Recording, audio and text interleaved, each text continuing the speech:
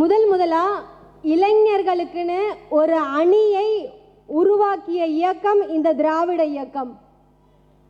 அதை உருவாக்கிய தலைவர் நம்முடைய முதல்வர் ஸ்டாலின் அவர்கள். இயக்கத்தினுடைய இதயமாக திகழ்ந்து கொண்டிருக்கின்ற இந்த இளைஞர் அணியின் செயலாளராக நம்முடைய எழுச்சி நாயகர் நம்முடைய இளந்தலைவர் அவர்கள் செயலாளராக பொறுப்பேற்ற நாள் இன்று. இன்றைய தினத்தில் இத்தனை இளைஞர் கூட்டத்துக்கு முன்பாக இளைஞர் அணியில் சிறப்பாக ஏற்பாடு செய்யப்பட்டிருக்கின்ற இந்த நிகழ்ச்சியில் ஒரு இளைஞராக நின்று நான் பேசுவதில் உள்ளபடியே பெருமை அடைகிறேன். ஒரு சின்ன நிகழ்வு. திருவாரூர் ஆற்றுல சின்ன பசங்கள்லாம் நீச்சல் அடிச்சு விளையாடிட்டு இருக்காங்க குளத்துல. அப்போ அவங்களுக்குள்ள ஒரு போட்டி, யாரு முதல்ல இந்த கரையில இருந்து அந்த கரையை போய் தொடுறாங்க அப்படின்னு. அந்த சிறுவர்கள் நீச்சல் அடிக்க ஆரம்பிக்கிறாங்க. பாதி தூரம் நீந்தினதுக்கு அப்புறம் ரொம்ப களைப்பாயிடுறாங்க. அப்போ ஒரு சிறுவன் சொல்றான், இதுக்கு மேல நீந்த முடியாது, திரும்பி போயிடுவோம். அப்ப இன்னொரு சிறுவன் சொல்றாங்க, நம்ம திரும்பி போற அதே தூரம் தான் நம்ம இலக்கை நோக்கி பயணிக்கிற தூரம் அப்படின்னு நேர்மறை எண்ணத்தோட விடாமுயற்சியோடு நீந்திய அந்த சிறுவன் தான் அரசியல் எனும் நெருப்பாற்றில் நீந்தி 5 முறை முதல்வராகி மக்களுக்கு இன்றும் என்றும் பலன் தருகிற திட்டங்களை தீட்டி முத்தான திட்டங்களை இந்தியாவிலேயே முதல் முறையாக நமக்காக செயல்படுத்திய தனி மனிதனாக தேர்தலில் தோல்வியே காணாத, தான் இறந்த பிறகும் தனக்கான இடத்தை போராடி பெற்ற அந்த காலத்தை வென்ற கலைஞர் தான் அந்த சிறுவன் தோழமைகளே. அவருடைய பிறந்த நாள் விழா நூற்றாண்டு கண்ட திராவிட தத்துவத்தின் வழியில் நடைபோட்டு 4 ஆண்டுகளை நிறைவு செய்து யோசிச்சு பாருங்க. அறிவியல் துணை கொண்டு கொரோனாவை வென்றதுல தொடங்கி அரசியலமைப்பு சட்டத்தின் துணை கொண்டு ஆளுநரின் கொட்டத்தை அடக்கி இன்று வரை நல்லாட்சி செய்து கொண்டிருக்கின்ற நம் திராவிட அரசின் 4 ஆண்டு சாதனை விளக்க பொதுக்கூட்டம்.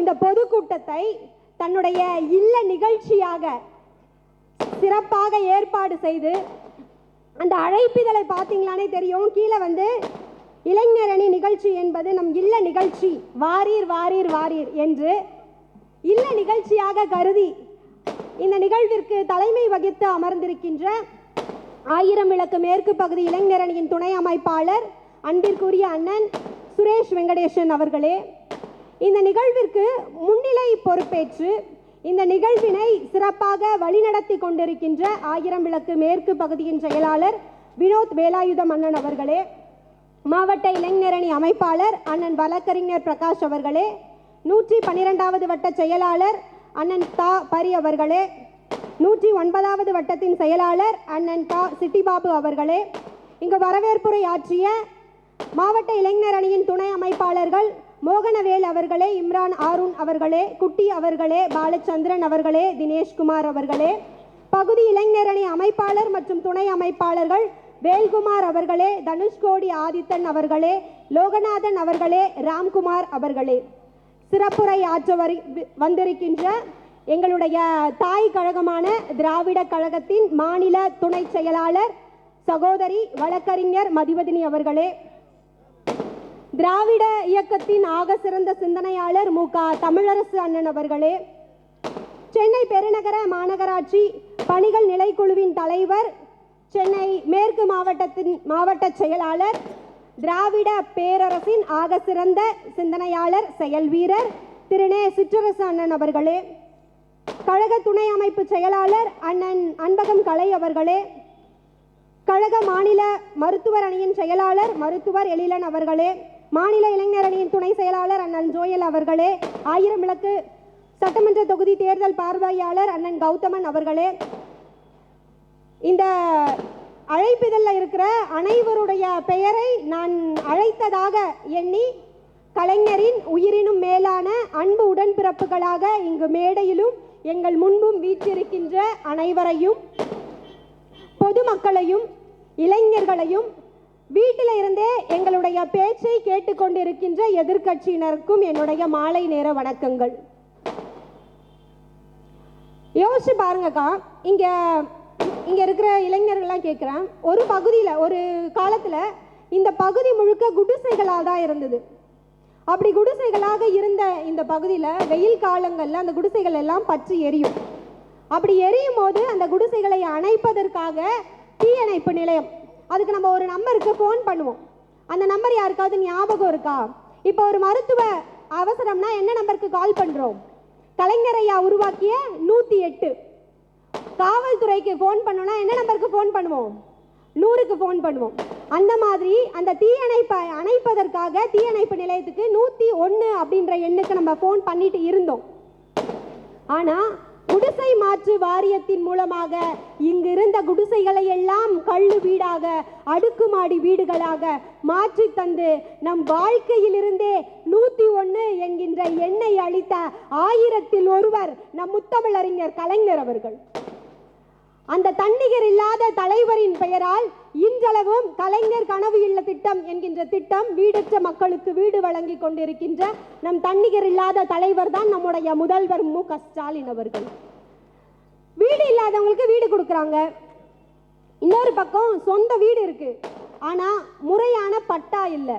இது என் வீடு தான் அப்படின்றத உறுதி பண்ணுவதற்காக எந்த ஒரு ஆவணமே இல்லாம மனதளவில் குமுறி கொண்டிருக்கின்ற லட்சக்கணக்கான நடுத்தர ஏழை மக்களுக்கு இது உங்கள் சொத்து என்பதை உறுதி செய்வதற்காக பட்டாவை வழங்கிய பாசமிகு முதல்வர் தான் நம்முடைய முதல்வர் மு.க. ஸ்டாலின் அவர்கள்.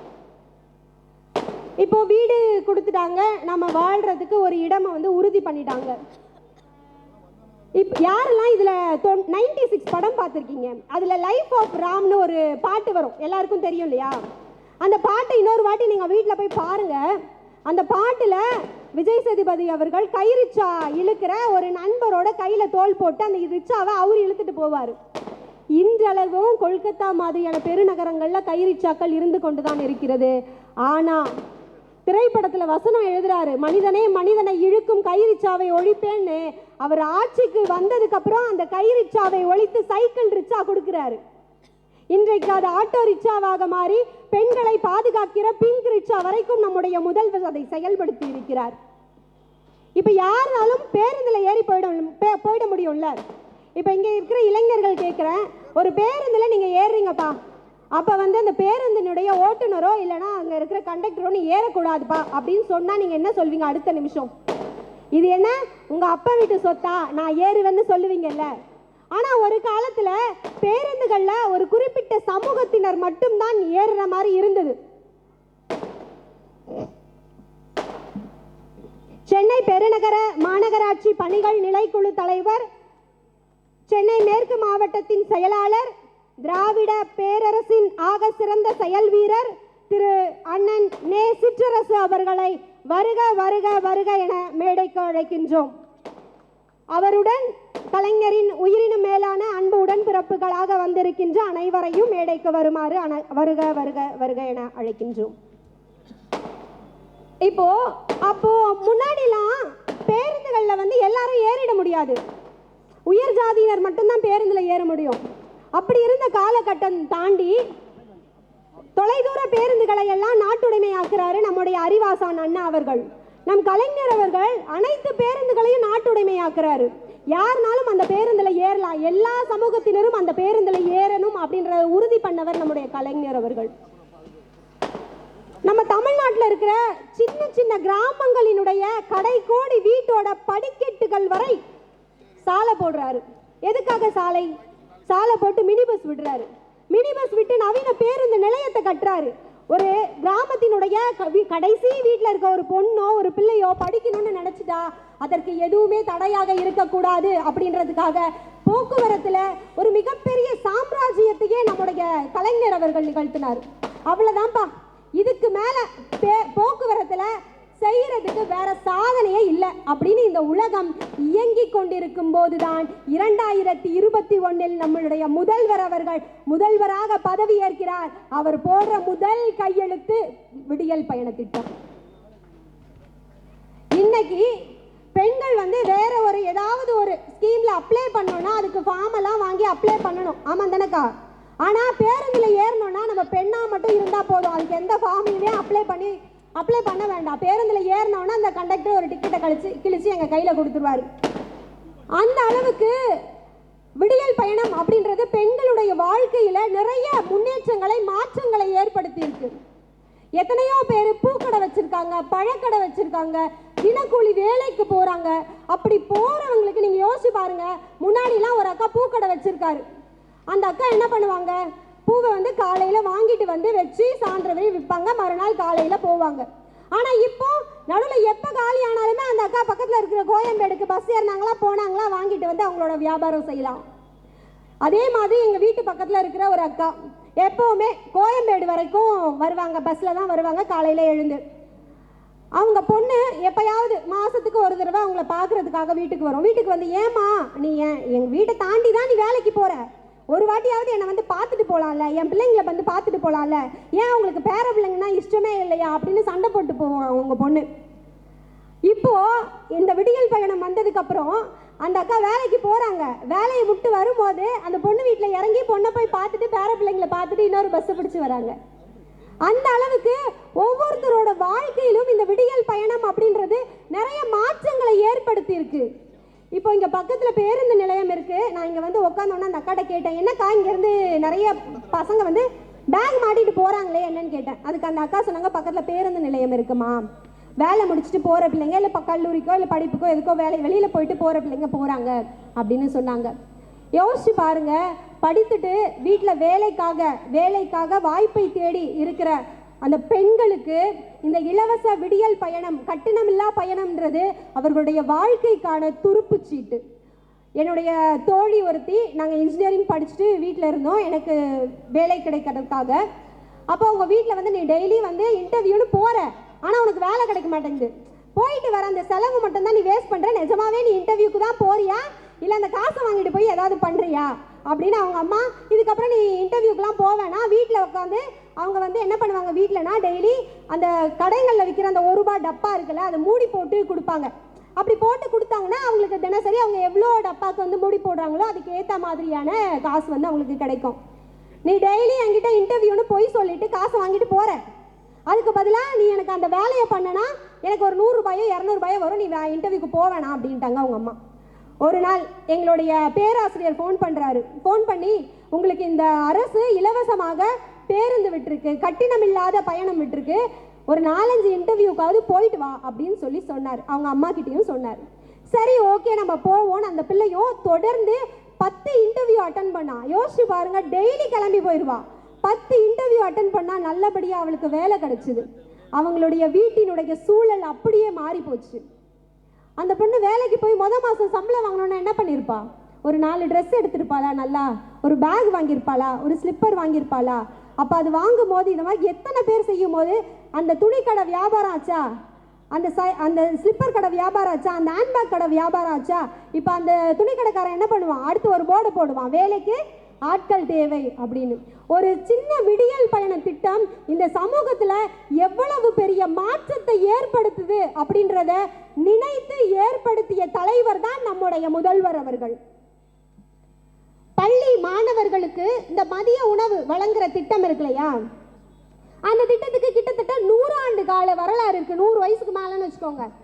முதலா இந்த 1000 விளக்கு பகுதியில் இருந்த ஒரே ஒரு பள்ளியில் சர்பிட்டி தியாகராயர், நம்முடைய முன்னோடியான சர்பிட்டி தியாகராயர் அவர்களால் மதிய உணவு திட்டம் தொடங்கப்படுது 1920. அதற்கு பின்பு வந்த எம்ஜிஆர் அவர்கள், காமராஜர் அவர்கள், நம் முத்தமிழறிஞர் கலைஞர் அவர்கள் அந்த மதிய உணவு திட்டத்தை வளர்த்தெடுக்கிறாங்க. மேலே அதுக்கான அடிஷ்னல் இதை ஆட் பண்ணி அந்த மதிய உணவு திட்டத்தை வளர்த்து, எதுக்கு, எல்லாருக்கும் கல்வி கிடைக்கணும், குழந்தைங்க படிக்கணுன்றதுக்காக. இப்போ இதே 1000 விளக்கு தொகுதி தந்த நம் அற்புத விளக்கு முதல்வர் மு.க. ஸ்டாலின் அவர்கள் காலை உணவு திட்டத்தையும் சேர்த்து தந்து அந்த திட்டத்தின் நோக்கத்தை முழுமையடைய செய்திருக்கிறார். பசியோடு இருக்கிற ஒரு குழந்தை எப்படி முழுமையான கல்வி அறிவை பெற முடியும்? காலையில் அந்த உணவு அப்படின்றது வீட்டில் அம்மாக்கள் வந்து காலையில் எழுந்து செய்கிற அந்த உழைப்போ அப்படி இல்லை, அந்த பணமும் சம்பந்தப்பட்டதையும் தாண்டி நேரம் சம்பந்தப்பட்டது. இவ்வளவு நுணுக்கமாக ஒரு தலைவரால் சிந்திக்க முடியும்னா தாயுள்ளம் கொண்ட தலைவரால் மட்டும்தான் இது சாத்தியம். அவர்தான் நம்முடைய முதல்வர் அவர்கள். மகளிரை நம்பி மகளிருக்கு மதித்த ஒரே தலைவர் நம்முடைய முத்தமிழறிஞர் கலைஞர் அவர்கள். யோசிச்சு பாருங்கக்கா, முன்னாடிலாம் இப்போ இந்த பகுதியிலேயே வச்சுக்கலாமே, ஒரு குழு ஆரம்பிக்கிறாங்க. அது இந்த பகுதியோட முன்னேற்றத்திற்கான குழுவாக வேணாலும் இருக்கலாம், இல்லை ஏதோ ஒரு கோவிலோட நிகழ்ச்சி நடத்த போகிறாங்க, அதுக்காக ஒரு குழு தொடங்குறாங்க. அந்த குழுக்களில் கூட மகளிருக்கு அனுமதி இருக்காது. ஆனால் மகளிரை நம்பி மகளிர் சுய உதவி குழுக்களை தொடங்கியவர் நம்முடைய முத்தமிழறிஞர் கலைஞர் அவர்கள். இன்னைக்கு தமிழ்நாட்டில் 4,84,000 மகளிர் சுய உதவி குழுக்கள் இருக்கு கிட்டத்தட்ட. அதனுடைய அர்த்தம் என்ன? 4,84,000 பெண் தலைவர்கள் இருக்காங்க, 4,84,000 பெண் செயலாளர்கள் இருக்காங்க, 4,84,000 பெண் பொருளாளர்கள் இருக்காங்க. தமிழ்நாட்டினுடைய மூளை முடுக்கெல்லாம் பெண் தலைவர்கள், செயலாளர்கள், பொருளாளர்கள் இருக்கிறாங்கன்னா அதற்கு காரணம் இந்த திராவிட இயக்கம். தோராயமா இந்த பகுதியில் ஒரு 10,000 சுய உதவி குழுக்கள் உறுப்பினர்கள் இருப்பாங்களா? அந்த பெண்கள் எல்லாமே அவங்க வீட்டில் ஏதோ ஒரு செலவு திடீர்னு வந்துடுச்சு, இல்லை அவங்களோட அன்றாட செலவு, இல்லை இங்கே இருக்கிற இளைஞர்களுக்கான படிப்பு செலவு, இல்லை உங்களுக்கான ஏதோ ஒரு அவசர செலவு அப்படின்னா அவங்க நம்பிக்கையாக அந்த செலவுக்கான பணத்தை ஏற்பாடு செய்வாங்க. அந்த அளவிற்கு அவர்களுக்கு நம்பிக்கையை தந்த இயக்கம் இந்த இயக்கம். இப்போ பெண்கள் சுதந்திரம்னு சொல்கிறோம்ல, பெண் சுதந்திரம்னா என்ன? நான் நினச்ச நேரத்தில், நினச்ச இடத்துல, நினச்ச விஷயத்தை செய்கிறதையும் தாண்டி நான் ஒரு விஷயத்தை செய்யக்கூடாதுன்னு முடிவு பண்ணால் அதை செய்ய மாட்டேன்னு தைரியமாக சொல்கிறது. எங்களை தைரியமாக சொல்ல வைத்த இயக்கம் இந்த திராவிட இயக்கம், நம்முடைய முதல்வர் முத்துவேல் கருணாநிதி ஸ்டாலின் அவர்கள். இந்த அளவிற்கு பெண்களின் முன்னேற்றத்திற்காக சிந்தித்து செயல்பட்ட இயக்கம் இந்தியாவிலேயே திராவிட இயக்கம் ஒன்று மட்டும்தான் தோழமைகளே. இப்படி குடும்பத்துக்காக, சமுதாயத்துக்காக உழைக்கிற பெண்களுக்கு அரசாலான ஒரு அங்கீகாரம். அவர் என்ன சொல்றாரு? உங்களுக்கான உதவின்னு சொல்ல, உங்களுக்கான உரிமை தொகைன்னு சொல்லிட்டு மகளிர் உரிமை தொகை மாதம் மாதம் 1000 ரூபாயை தருகிறார். இப்போ இங்க இருக்கிற ஆண்கள், உங்களோட வீட்டில் இருக்கிற ஒரு உங்க மனைவியோ இல்லை பெண் குழந்தையோ, உங்களோட அக்காவோ தங்கச்சியோ அம்மாவோ யாரோ ஒருத்தர் உங்ககிட்ட அண்ணா 100 ரூபாய் கொடுங்க, அப்பா 100 ரூபாய் கொடுங்க அப்படின்னு கேட்டா ஏன்னு காரணம் கேட்காம கொடுத்துருவீங்களா? எதுக்குமா 100 ரூபாய்? வீட்டுக்கு அரிசி வாங்கணும்ப்பா, இல்லை வீட்டுக்கு காய்கறி வாங்கணும், அப்பா நான் படிக்கிறதுக்கு நோட்டு வாங்கணும், இல்லை எனக்கு மேக்கப் பொருள் வாங்கணும், இல்லை அண்ணா ஒரு பேனா வாங்கணும், அண்ணா ஒரு வாட்ச் வாங்கணும், ட்ரெஸ் வாங்கணும் அப்படின்னு அந்த காரணத்தை சொன்னால்தான் இந்த ஆண் சமூகம் பெண்கள் கிட்ட காசு கொடுப்பாங்க. ஆனால் எங்களிடம் எந்த காரணத்தையும் கேட்காமல் மாதம் மாதம் 1000 ரூபாயை எங்களுடைய அக்கௌண்ட்டுக்கு போடுற தாயுள்ளம் கொண்ட தந்தை தான் எங்களுடைய முதல்வர் மு.க. ஸ்டாலின் அவர்கள். இந்த 1000 ரூபாய் அப்படின்றது வெறும் பணம் சம்பந்தப்பட்டது அல்ல. எத்தனையோ ஏழை எளிய அக்காக்களுக்கு, தங்கைகளுக்கு, அம்மாக்களுக்கு அந்த 1000 ரூபாய் பல வகைகளில் அவர்களுடைய வாழ்க்கையை உயர்த்தி கொண்டிருக்கிறது அப்படின்றத நம்ம கண்ணு முன்னாடி பார்த்துட்டு இருக்கோம். அப்படின்றது தான் நிதர்சனமான உண்மை. கல்வி தான் அடிப்படை. நம்மளுடைய வாழ்க்கையை உயர்த்துவதற்கு அடிப்படை கல்வி. நம்முடைய திராவிட இயக்கத்தின் தாயான நீதி கட்சி ஆரம்பிக்கப்பட்டதே கல்வி எல்லாருக்கும் கிடைக்கணும் அப்படின்ற கொள்கையை அடிப்படையாக கொண்டுதான். நம்ம கலைஞரையா ஒரு ப்ரோக்ராம் எழுதுறாரு. இங்க இருக்கிற இளைஞர்களுக்கு எல்லாம் தெரியும்னு நினைக்கிறேன். கம்ப்யூட்டர்ல ப்ரோக்ராம்னா நம்ம எப்படி இன்புட் கொடுக்குறோமோ அதுக்கு ஏற்ற மாதிரி அவுட்புட் வரும், அதை தான் ப்ரோக்ராம்னு சொல்லுவாங்க. நம்ம கலைஞரையா ஒரு சிறந்த ப்ரோக்ராம் எழுதுறாரு. என்னன்னு கேட்குறீங்களா? அவர் எங்கெல்லாம் பள்ளிக்கூடம் இல்லையோ அங்கெல்லாம் போய் பள்ளிக்கூடத்தை திறக்கல. அதற்கு மாறாக 1 கிலோமீட்டருக்கு ஒரு துவக்கப்பள்ளி, 3 கிலோமீட்டருக்கு ஒரு நடுநிலை பள்ளி, 5 கிலோமீட்டருக்கு ஒரு மேல்நிலை பள்ளி, 7 கிலோமீட்டருக்கு ஒரு உயர்நிலை பள்ளின்னு சிறந்த ப்ரோக்ராம் எழுதுறாரு. அதனுடைய அவுட்புட் தான் இன்னைக்கு தமிழ்நாடு முழுவதும் 38,000 தரமான அரசு பள்ளிகள் இயங்கிக் கொண்டிருக்கிறது. நம்முடைய முதல்வர் அவர்கள் வாரத்துக்கு ஒரு ப்ரோக்ராம் எழுதுறாரு. அரசு பள்ளி கல்லூரிகளில் இலவச சீருடை, புத்தகம், பஸ் பாஸ், புதுமை பெண் திட்டம், தமிழ் புதல்வன் திட்டம், நான் முதல்வன் திட்டம் அப்படின்னு வாரத்துக்கு சொல்லப்போனால் 4க்கு ஒரு ப்ரோக்ராம் எழுதிக்கிட்டே இருக்காரு. இந்த தமிழ் புதல்வன் திட்டம்லாம் அதனுடைய பலன்களை நம்மளால யோசிச்சு கூட பார்க்க முடியாது. இங்க இருக்கிற ஒவ்வொருத்தரும் யோசிச்சு பாருங்களேன். ஒரு பெரிய மாளிகை, அந்த மாளிகையில 1000 ஜன்னல் இருக்கு. அந்த ஜன்னல் 1000 ஜன்னல் இருக்கிற ஒரு மாளிகையில உங்களோட குழந்தைகள் போய் எந்த ஜன்னலை திறப்பாங்கன்னு நம்மளால யோசிச்சே பார்க்க முடியாது. அந்த அளவிற்கு திறன் மேம்பாட்டிற்காக பயிற்சி தருகிற ஒரு திட்டம் தான் இந்த நான் முதல்வன் திட்டம். இந்த நான் முதல்வன் திட்டத்தினுடைய பலன் எப்படி இருக்கும் சும்மா நம்ம யோசிச்சு பார்ப்போம். முன்னாடி நம்ம கலைஞரை டிவி கொடுத்தாரா? அது என்ன சொன்ன, கலைஞர் டிவி கொடுத்தாரு. இன்னைக்கு நம்ம வீட்டில் எல்லார் வீட்லயும் எல்இடி டிவி இருக்கா? முன்னாடி நம்ம கலைஞரையா கேஸ் ஸ்டவ் கொடுத்தாரா? இன்னைக்கு நம்ம எல்லார் வீட்லயும் 4 அடுப்பு இருக்கிற கேஸ் ஸ்டவ் இருக்கா? அந்த மாதிரி இப்பொழுது நம்முடைய முதல்வர் உருவாக்கிற இந்த நான் முதல்வன் திட்டத்தின் விளைவாக நாளைக்கு ஒவ்வொருத்தரோட வீட்லையும் doctor, engineer, teacher, IAS, IPS, advocate, magistrate, judge அப்படின்னு எல்லாரும், சிஇஓ, ஐடில வேலை பார்க்குறவங்க, பேங்க்ல வேலை பார்க்குறவங்க அப்படின்னு இருக்கணும் அப்படின்றதுக்காக உருவாக்கப்பட்ட திட்டம் தான் இந்த நாள் முதல்வன் திட்டம். நான் தமிழ்நாட்டினுடைய முதல்வர், ஆனா நீங்க ஒவ்வொரு துறையிலும் முதல்வராக வேண்டும் என்பதற்காக உருவாக்கப்பட்ட நம் முதல்வரோட கனவு திட்டம் தான் இந்த நான் முதல்வன் திட்டம். இப்படி நம்மளுடைய மக்களோட எல்லா தரப்பினர்களுக்கும் ஏற்ற மாதிரி திட்டங்களை பார்த்து பார்த்து செய்யற ஒரு இயக்கத்தை, ஒரு அரசை இந்தியாவில் வேற எங்கேயாவது நம்மளால பார்த்துட முடியுமா? அதுதான் இந்த திராவிட இயக்கம். எந்த பெண்ணா வேணாலும் இருக்கலாம். அது திராவிட இயக்கத்தை ஏற்றுக்கிற பெண்ணா இருந்தாலும் இல்லை ஏற்றுக்காத அந்த கொள்கைகளை ஏற்றுக்காத பெண்ணா இருந்தாலும் யாரா இருந்தாலும், ஆனா தமிழ்நாட்டில் இருக்க ஒவ்வொரு பெண்ணுமே போற்றி வளர்த்தெடுக்க வேண்டிய இயக்கம் இந்த திராவிட இயக்கம் என்பதுதான் நிதர்சனம் தோழமைகளே.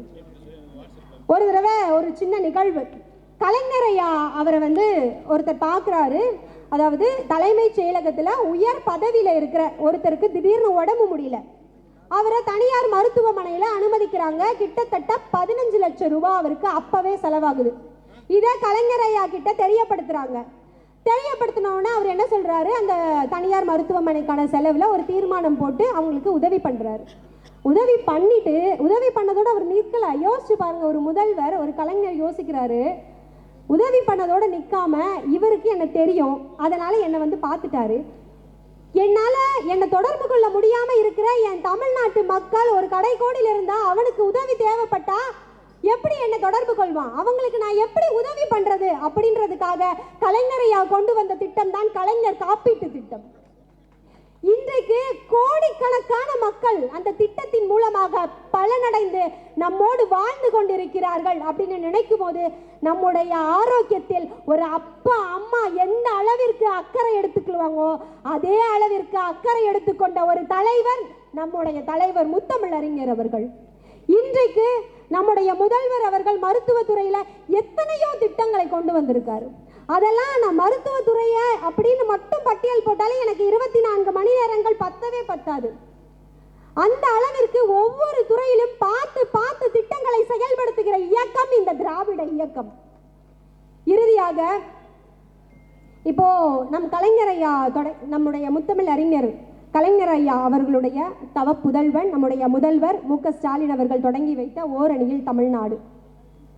எப்போதெல்லாம் வடக்கிலிருந்து இந்த தமிழ் நிலத்தை மொழியால், பண்பாட்டால், அரசியலால் விழுங்கி செரிக்க ஆரிய படையெடுப்பு இங்க வருதோ அப்பெல்லாம் திராவிட பெருஞ்சுவராக எழுந்து நின்று தெற்கே ஒரு இனம், தனியே அதற்கு ஒரு குணம் என்பதை அண்ணாவும் கலைஞரும் நம் தளபதியாரும் தொடர்ந்து போராடி போராடி நிரூபிச்சுட்டே தான் இருக்காங்க. யோசிச்சு பாருங்கக்கா, இந்த போராட்டம் இன்னைக்கு நேத்துக்கு அல்ல. இளைஞர்கள் எல்லாம் சிந்தித்து பார்க்க வேண்டும். கிட்டத்தட்ட 3000 ஆண்டுகால போராட்டம். எதுக்காக இந்த போராட்டம்? ஒரு மாநிலம் தன்னுடைய இன மொழி உரிமையை இழந்தால் அந்த மாநிலத்தினுடைய அவல நிலை என்ன என்பதற்கு இந்த உலகிற்கே சாட்சியாக நின்ற மாநிலம் மணிப்பூர். அப்படிப்பட்ட நிலையை தமிழ்நாட்டில் உருவாக்குவதற்காகத்தான் சில சதிகார கூட்டங்கள் சந்தர்ப்பத்தை எதிர்பார்த்து விஷ பாம்புகளை போல் காத்து கொண்டிருக்கின்றன. அந்த ஆரியத்திற்கும் பாசிசத்திற்கும் எதிரான எதிர்ப்புணர்வு இங்க இருக்கிற ஒவ்வொருவருடைய நெஞ்சில் நெருப்பாய் இருக்கிற வரைதான் இந்த இனமும் மொழியும் நிலமும் நமக்கு சொந்தம். அதற்கான படைவரிசை போன்றதுதான் இந்த திராவிட இயக்கம். இந்த திராவிட போர் படையோட வலிமையை மேலும் வலுப்படுத்துவதற்காகத்தான் நம்முடைய முதல்வர் அவர்கள் ஒரு முக்கியமான முன்னெடுப்பு ஓரணியில் தமிழ்நாடு அப்படின்ற முயற்சியை முன்னெடுத்திருக்கிறார். இது இந்த திராவிட முன்னேற்ற கழகத்திற்கு உறுப்பினர்களை சேர்க்கிற கூட்டத்தின் இல்லாம தமிழ் மக்கள் மீது, தமிழ் மொழியின் மீது, தமிழ் பண்பாட்டின் மீது ஏவப்படுகிற சர்வாதிகாரத்திற்கு எதிராக மக்களை ஒன்று சேர்க்கிற ஒரு மானமுள்ள முயற்சி. நம்முடைய குழந்தைகளோட படிப்புக்காக பணம் தராத ஒன்றிய பாஜகவை எதிர்த்து போராட வாருங்கள் என்று அழைக்கிறோம். நம்முடைய விவசாயிகளுடைய 100 நாள் வேலைக்கு நிதியை தராம ஊர் ஊரா சுத்திட்டு இருக்க பிரதமரை கேள்வி கேட்க வாருங்கள் என்று அழைக்கிறோம். கீழடி நம் தாய்மடி. நம்ம மட்டும்தான் பேசிட்டு இருந்தோம் தமிழருக்கான அருமை பெருமைகளை. இன்று ஆய்வின் மூலமாக இந்த உலகத்தையே பேச வைத்தது மண், அந்த கீழடி மண். அதனுடைய முடிவுகளை வெளிவிடாம தடுத்து கொண்டிருக்கின்ற தடியர்களை கேள்வி கேட்க வாருங்கள் மக்களே என்று அழைக்கின்றோம். இன்னைக்கு நம்ம எல்லாத்துலயும் நம்பர் 1. இந்த உயரத்தை நாம் அடைந்திருப்பதற்கும் வேலை வாய்ப்பு கிடைப்பதற்கும் ஒரு முக்கியமான காரணம் என்ன? ஆங்கில அறிவு. இதை சாத்தியமாக்கியது அண்ணா அவர்களுடைய இருமொழி கொள்கை. அந்த இருமொழி கொள்கையை சிதைப்பதற்காக சில சின்ன புத்திக்காரர்கள் வேலை செய்து கொண்டிருக்கிறார்கள். அவர்களோடு எதிர்த்து போராட வாருங்கள் மக்களே என்று அழைக்கின்றோம். இந்தியை திணித்து சமஸ்கிருதத்திற்கு அதிக நிதியை ஒதுக்கி தமிழை அழிக்க நினைக்கின்ற தற்குறிகளுக்கு எதிராக போராட வாருங்கள் என்று அழைக்கிறோம். மக்கள் தொகையின் அடிப்படையில் எம்பிக்களுடைய எண்ணிக்கையை குறைத்து நம்முடைய ஜனநாயக குரல் வலையை நெருக்க நினைக்கிற குள்ளநெறிக்காரர்களை விரட்ட போராட வாருங்கள் என்று அழைக்கிறோம். இங்க இருக்கிற மக்கள்லாம் யோசிக்கலாம், ஓரணியில் தமிழ்நாடுன்னு நம்ம எல்லாரையும் கூப்பிட்டு ஏன் அதிமுகவையும் தாவேகாவையும் எதிர்க்காம இந்த ஒன்றிய பாசிச பாஜகவை மட்டும் இந்த அளவுக்கு ஆக்ரோஷமாக நாங்கள் எதிர்க்கிறோம் அப்படின்னு கேட்கலாம்.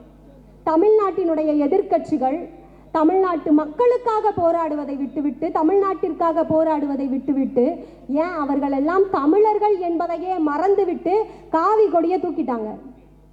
தமிழ்நாட்டின் எதிர்க்கட்சியினருக்கு பாசிச காவி நோய் பிடித்திருக்கிறது.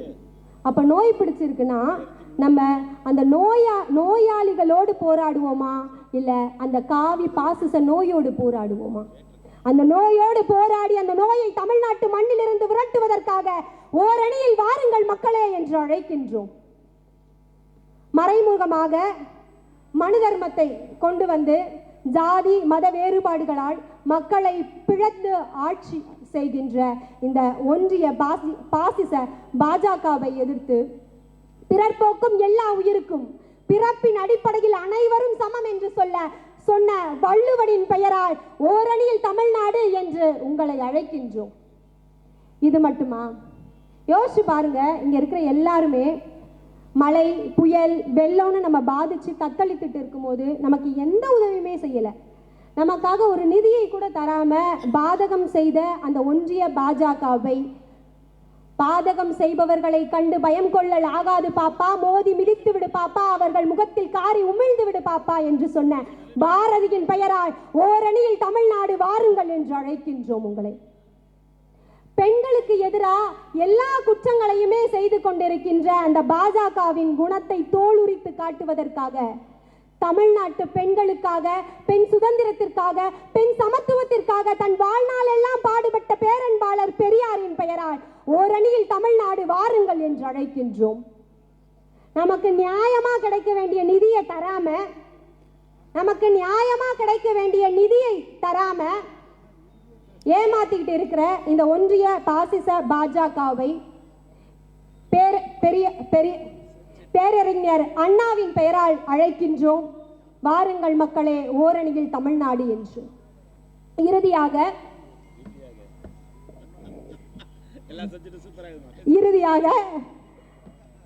கடைசியா ஒரு பாயிண்ட சொல்லி முடிச்சுக்கிறேன். நம்ம பெரியார சொல்லிட்டு அண்ணாவை சொல்லிட்டு நம்ம கலைஞரை சொன்னா நல்லா இருக்குமா? நீங்களே சொல்லுங்க.